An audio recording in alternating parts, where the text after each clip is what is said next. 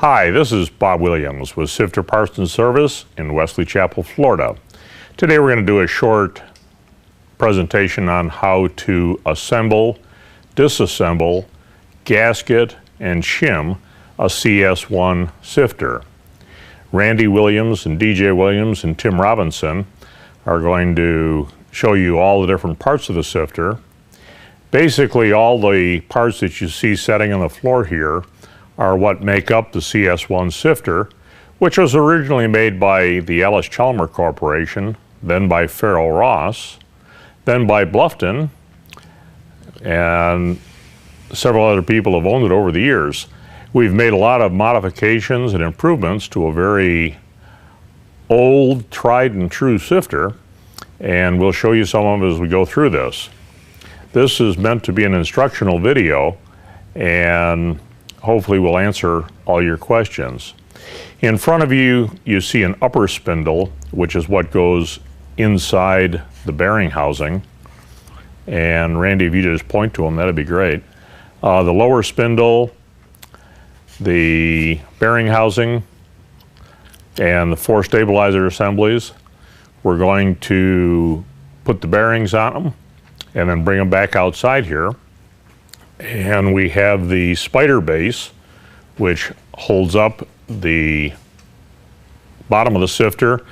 One thing on the spider base, this is precision machined so that it's designed to sit perfectly flat on a flat floor. If one leg of that spider base is high or low, it's going to throw the sifter out of its proper shimming.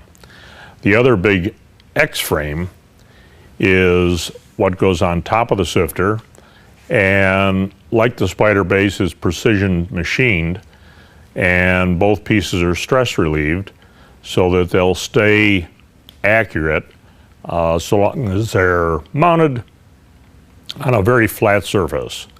So we're going to go inside and show you how the bearings go on, so we'll take a break here. We've got the upper spindle. In the bottom of the upper spindle, we've got 3 plugs.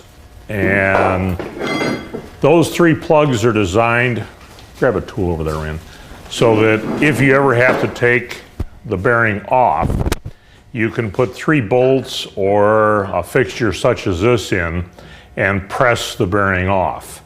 The 3 plugs just block the holes. First thing we're going to do is put on the thrust collar, that's good. Okay, we're gonna put on the thrust collar. Then we're gonna take the bearing, which has been pre-greased. We're gonna put some grease in the bottom of the spindle. Okay, what we're gonna do now is grease the bearing. We've already greased the bottom of the upper spindle. We put the thrust collar in place. Now this bearing has to be pressed on. If you're rebuilding the sifter and the bearing comes off real easy, you need to have a new upper spindle. This bearing has to be a press fit, otherwise it'll spin on the spindle. It should be put on with a 10 or 12 ton press. And what we do is just start it,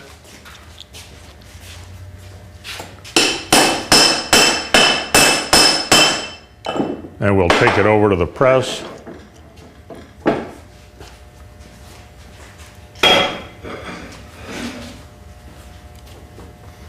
And Randy will line that up and press it down, and then immediately put on the snap ring to hold it in place.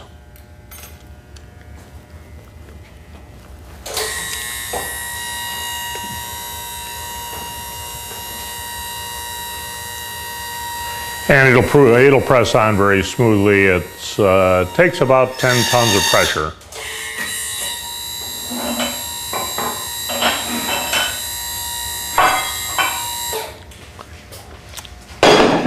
Then we'll put on our snap ring,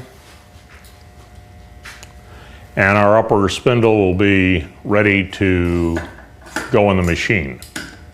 If you're rebuilding a sifter, you want to make sure you take that snap ring off before you try and press the bearing off, or the bearing will not come off the shaft. Now we'll take the lower spindle we've already put a 90-degree grease fitting in the lower bearing.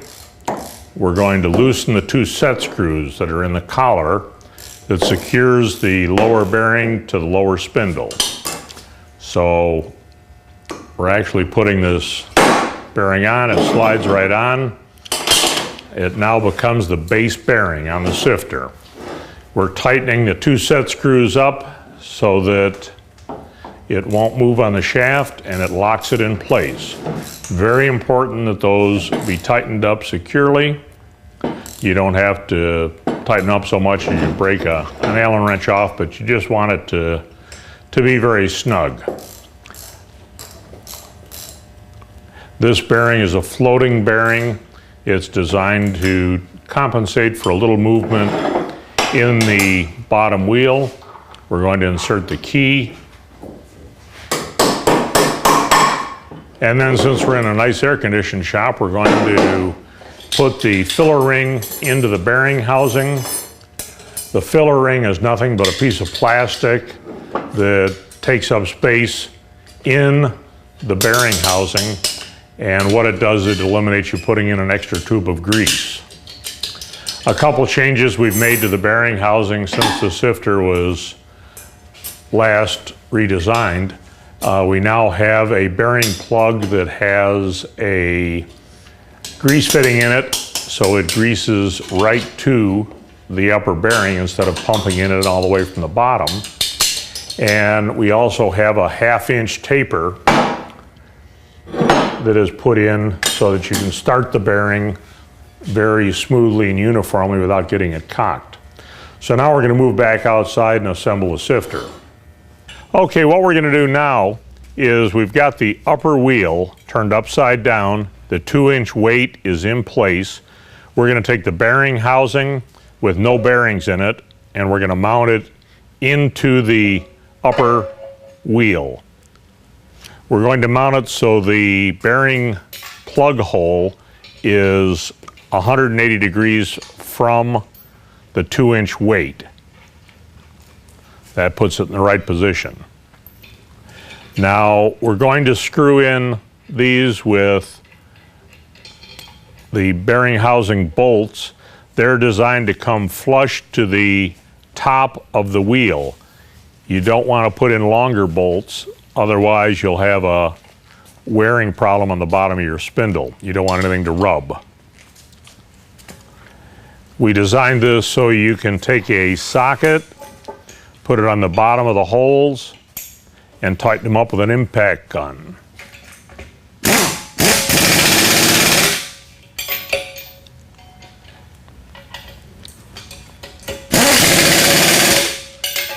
All the holes line up all the way around.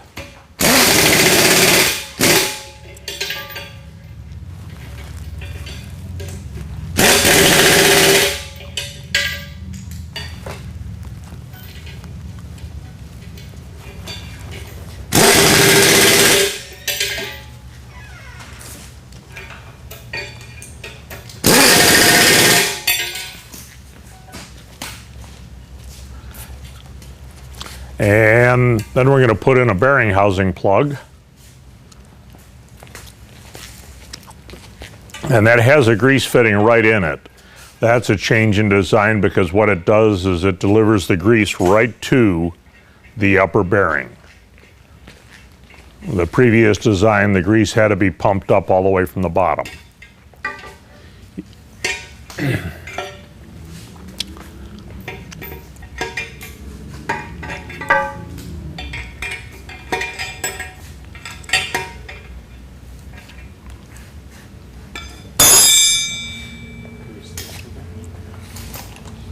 Okay, now we're going to grease the bearing once again.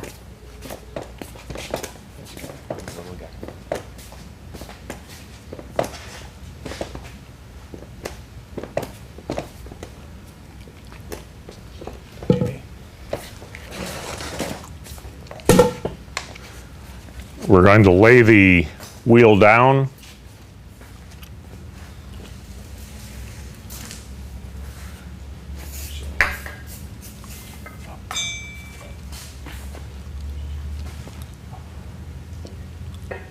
Now with that half-inch recess, the bearing will slide right in for the first half-inch, and it'll be perfectly lined up to be driven in.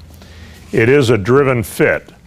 When you take it apart, if you're rebuilding the sifter, if the bearing comes out easily, you need a new bearing housing.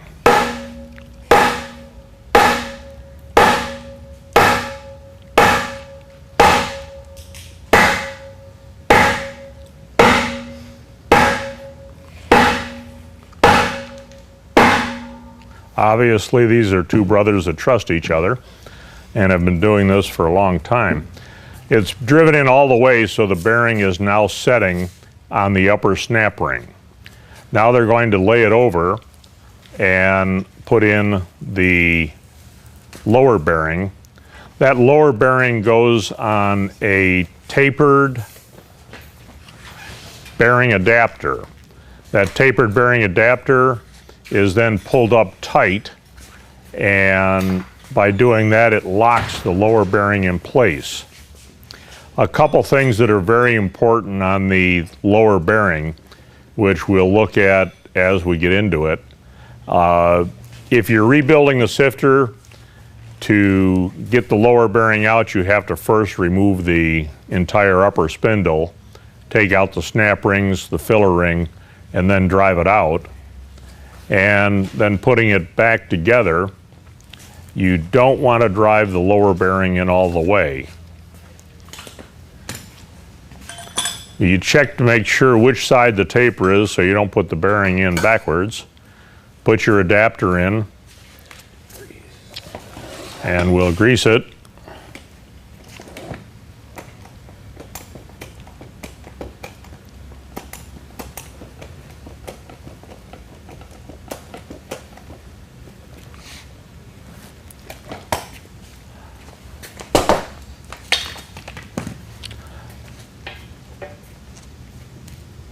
Then we're going to start to tap it in, make sure we get it started squarely.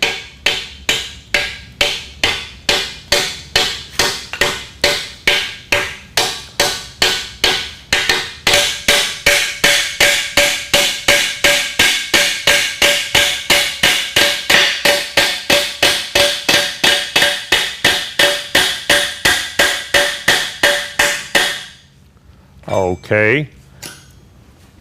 Then we're going to lay the wheel down. We're going to take two drift pins.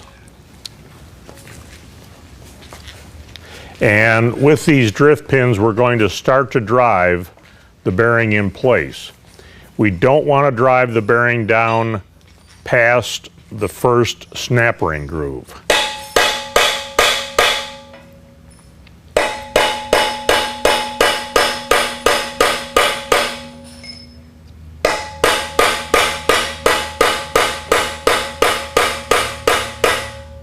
Okay, what DJ is doing is starting to drive the bearing in. Then the most critical part here is we're going to put the snap ring in place so that when the bearing is driven in, as soon as the snap ring reaches the snap ring groove, it snaps in place.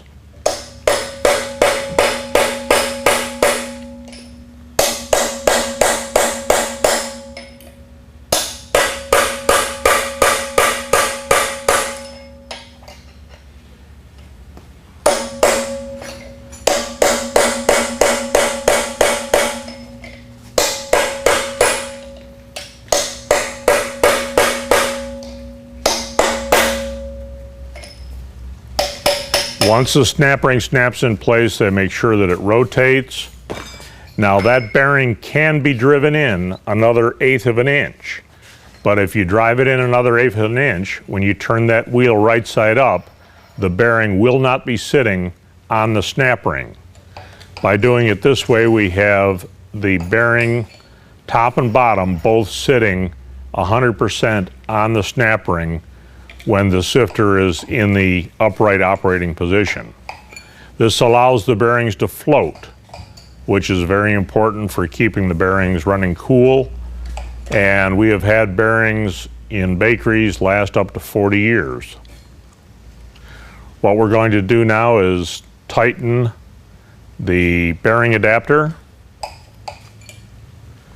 And the first thing we do is make sure the bearing adapter is pulled up all the way. It can be tightened with a drift pin, driving it around. We've made a special tool which just allows us to use the impact gun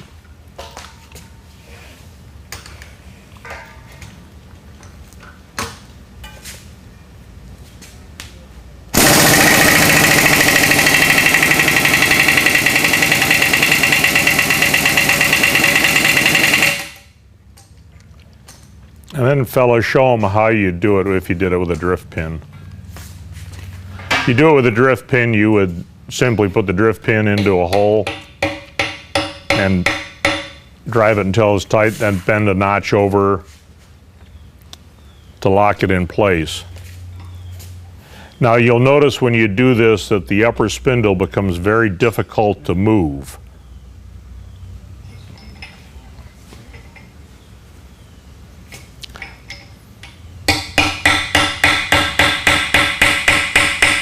You may have to move it just a little bit to line it up. And then by bending one of the dogs down, it'll lock it in place.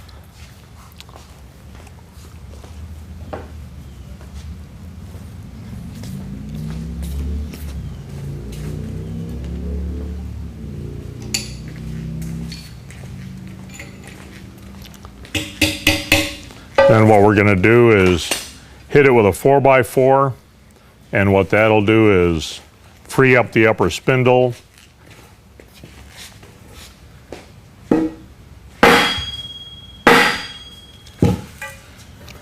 And it'll spin freely and perfectly uniformly. Now we're going to put in about a tube and a half of grease, and we'll turn the camera off so we don't bore you with details while we fill this up with grease.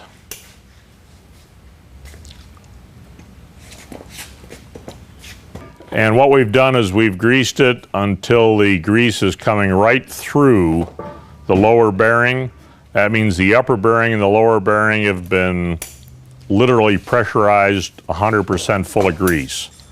Now we're going to set this aside and we're going to start on the lower wheel. So we're going to bring the spider base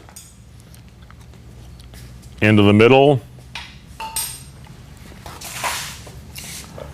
I would be using the forklift, but the boys will pick it up and move it.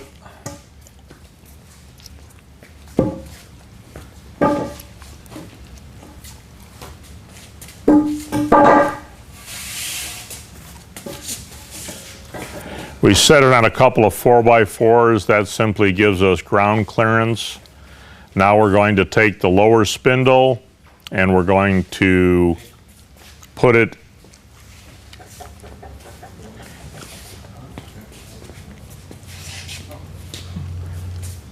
We're going to take the lower spindle and bolt that in place. That goes onto a machine surface in the spider base. It's simply a drop-in fit.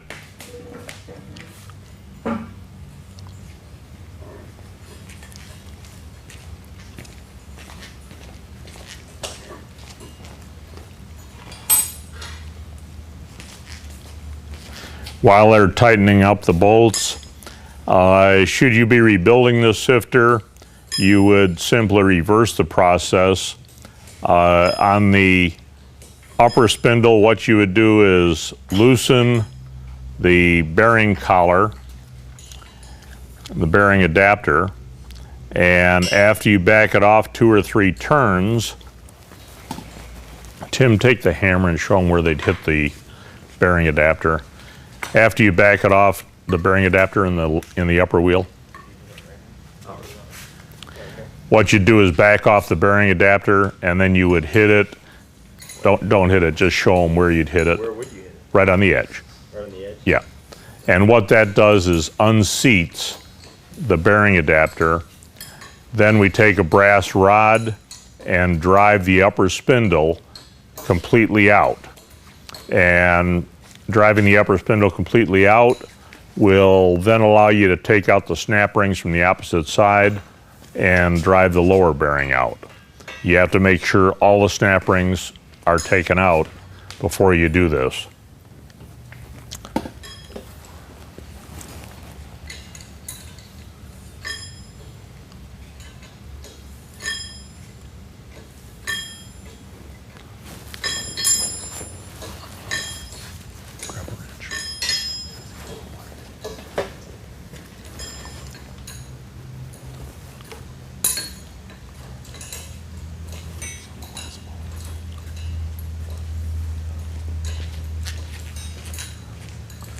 While DJ's tightening the nuts up, what Randy's doing is putting the lower shiv wheel on the forklift. He's putting in 4 1-inch shims, which can be 4 pieces of key stock, 4 pieces of lumber. What that does is when it's pulled up against the bottom of the spider base, it holds the lower wheel perfectly flat and level with the spider base, and when the magic grip bushing is in place, it lets it pull it up perfectly flat and level. And that way when the machine runs, there's no wobble in the lower wheel. If you don't have those 4 pieces of wood or key stock in place and you just pull the magic grip bushing up, what'll happen is, due to the weight on the bottom of the lower wheel, it will pull up unevenly, and even though it'll tighten up, when the machine runs, you'll get a wobble in that lower wheel and you'll take out that bottom base bearing very quickly. So it's very important that that lower wheel runs flat and very true and level.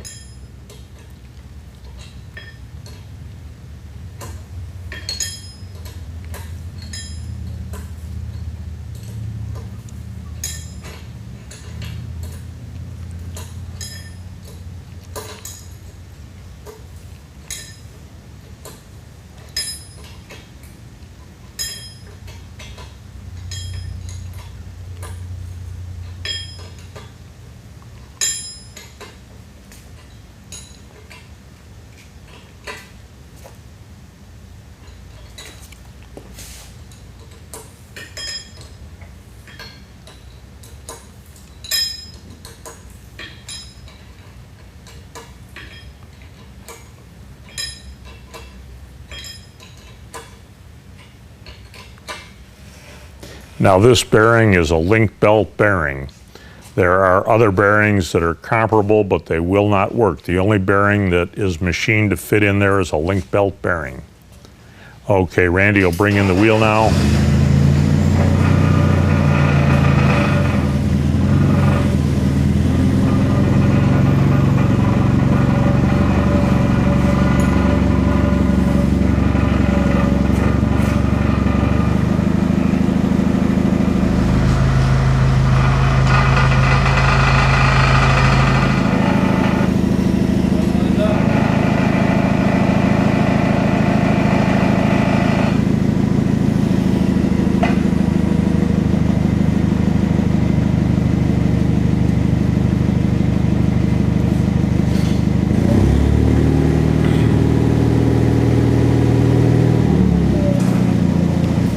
Okay, what we're going to do now is take the magic grip bushing, which is made up of a taper lock bushing, a collar, and a snap ring. We're going to line up the keyway in the magic grip bushing and the keyway in the lower spindle, and we're going to push it in place so that we can put a cotter pin through.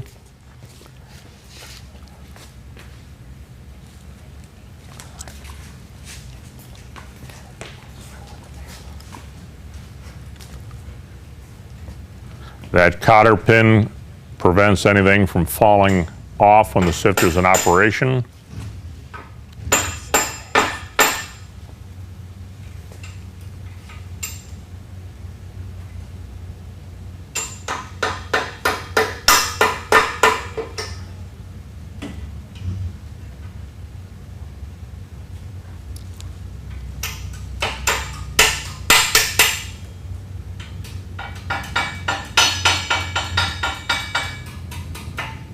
Then we're going to take 3 hex head cap screws and we're going to pull that magic grip bushing up very snug. The taper on that magic grip bushing exactly matches the taper in that lower wheel. So when you pull the two of them together, they lock in tightly, just like a magic grip bushing does on a motor spindle. Now to remove that, you've got 2 pusher holes in there. You would simply take out the 3 hex head cap screws, take out the cotter pin, put it into the pusher holes, maybe spray it with some WD-40, and very uniformly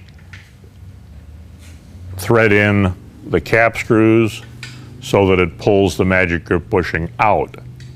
Should you break the collar on that magic grip bushing or not be able to get it apart, all you do is take the entire assembly, turn it upside down so that it's resting on the floor, sitting on top of the lower spindle, and we'll show you that when we put it down, and you tap it with a couple of 4x4s and that'll break it right loose.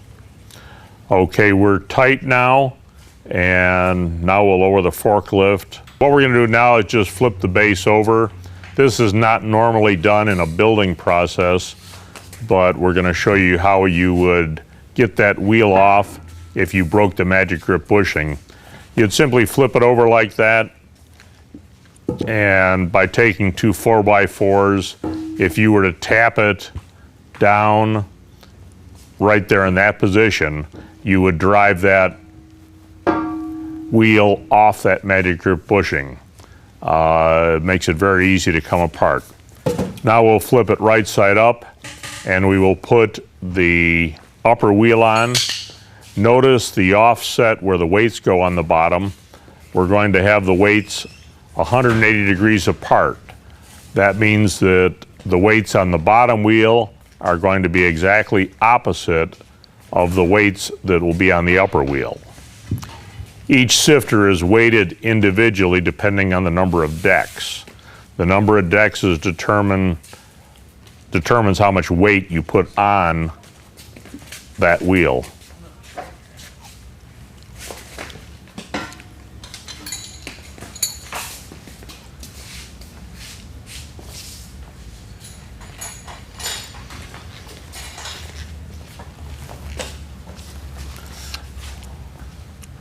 Now we're going to bolt the upper wheel in place.